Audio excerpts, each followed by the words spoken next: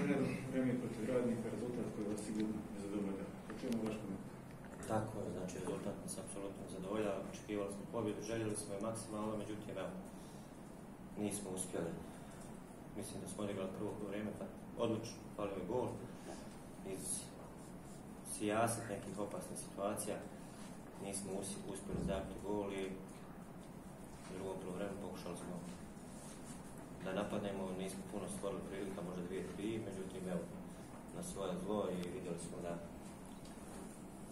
i neugodna povreda, čini mi se, Nemanji, nas je poremetila malo i tu i tako da smo izgubili na nekoj kreativnosti, oštrini prema naprijed, tako da po meni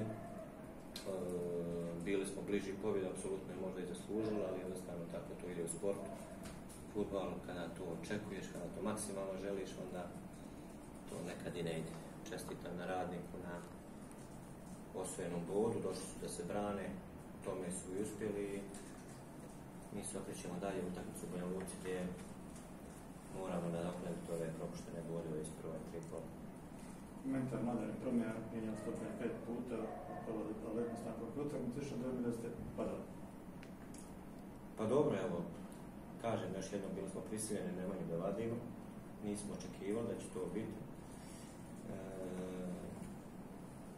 Jednostavno, imali smo i u tim promjenama nekoliko igrača koji nisu bili na nivou, međutim ove promjene nisu nam donijeli nešto specijalno puno.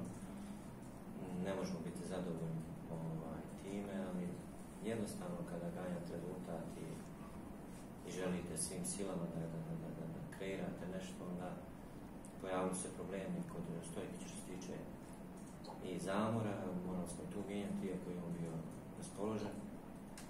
Ostali igrači koji smo mijenjali nisu bili u ritmu, tako da to je to što imamo, maksimalno smo pokušali da riješimo, nismo uspjeli.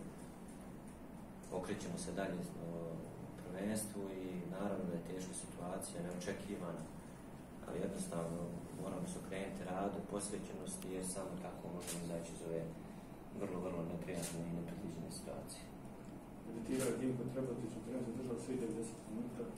Pa jest. Jučer je stekao pravo na nastup, pa možda biti zadovoljno njegovim izgledom, iako nije puno trenirao, sada ne znači će za ovu ekipu u narednom prvenstvu, u ovu prvenstvu.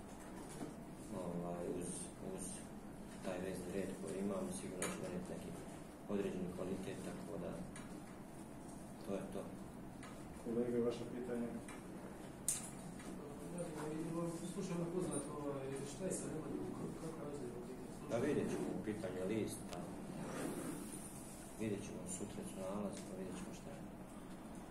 Mladene, Banja Luka je malo nezgodan teren za vađenje.